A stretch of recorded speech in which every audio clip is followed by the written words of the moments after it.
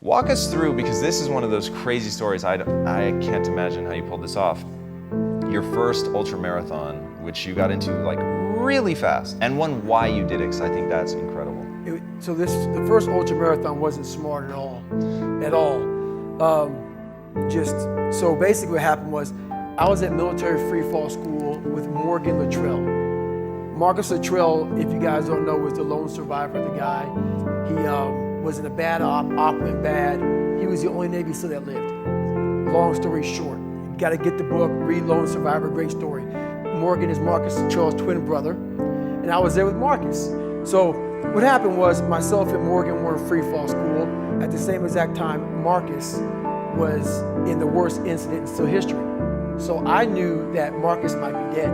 He wasn't dead, everybody else was dead. So I actually brought Morgan, I actually told Morgan, hey man, your brother was in a bad incident. I don't know if he's alive, I don't know what's going on. Long story short, Marcus is alive, and I go on to want to raise money for families. All these guys died, they all had kids. I want to raise money for the Special Operations Warrior Foundation. It's a foundation where 100% tuition goes to these kids to go to college, full tuition, whatever. So I found this great foundation. I'm gonna raise money for it. So I said, you know what? I have to Google something that's evil, something very hard. I knew nothing about ultra marathons. I hadn't even run a marathon. I knew nothing about this world. So I Googled the top 10 hardest races in the world. And what comes up is a Badwater 135. It's a 135-mile race through Death Valley in the summertime. I thought it was a stage race. I thought it was a race where you run like 20 miles, set up camp, barbecue outside, and then go run some more the next day. So I called the race director up at the race and said, hey Chris, his name is Chris Kosman, I want to do your race. So we had a long conversation. I was much heavier then, and I hadn't put running shoes on in over a year. How heavy are you at this point? I'm around between 240 to 270. Whoa. I'm in that range. My weight is buried a lot through the SEAL teams and out of the SEAL teams, so I was a heavy guy. But the long and short of it all was, I hadn't put running shoes on in over a year. I was a big time power lifter. I lifted weights heavy, that's what I did. I got back home from Iraq, went straight to free fall school, and then this happened. So I called Chris Kosman up on a Wednesday. He says, look man, the only way you can qualify for my race is to run 100 miles at one time in 24 hours or less. There happened to be a race that Saturday, so 4 days later. And he said, if you qualify by running 100 miles or less in 24 hours, I will consider you my race. I'm gonna cut to the chase. I signed up for this race. It's called the San Diego One Day, where you run around a 1 mile track for 24 hours to see how many miles you can get. My goal was 100 miles. So I got to mile 70, and I cleared 70 miles in like 12, 13 hours pretty quickly. But I was done. My feet were broken. I was stress fractures, shin splints, muscles were tearing. I was in bad shape. I was eating Ritz crackers and drinking Mileplex. That's all I had. No water, didn't know what the hell I was doing out there. Had on some tube socks. It was just ridiculous. It was a clown show. So I sat down at mile 70, and at this time I was married. And I look at my wife and I was like, I'm messed up bad. So I literally start to turn white.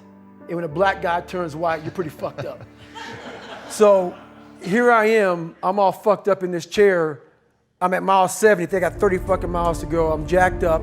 I gotta go to the bathroom. The bathroom's like 20 feet from me. It's a porta potty. I can't get out of the fucking chair. So I'm peeing blood down my leg. Whoa. Pooping up my fucking pack. And I got 30 miles to go.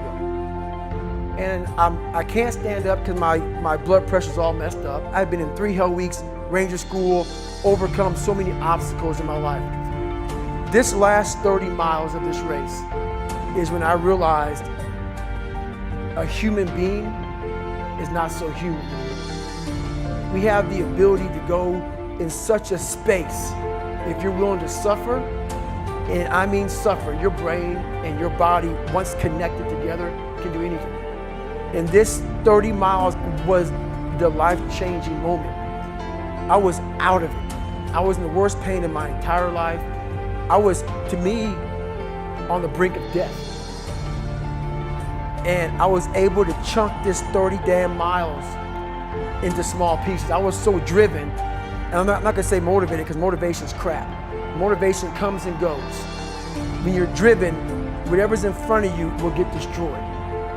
So I sat in this chair and I was so driven to succeed in this race. And at this time, everybody goes, were you thinking about the guys that died? And I'm not gonna lie to you, I wasn't. This became a personal thing.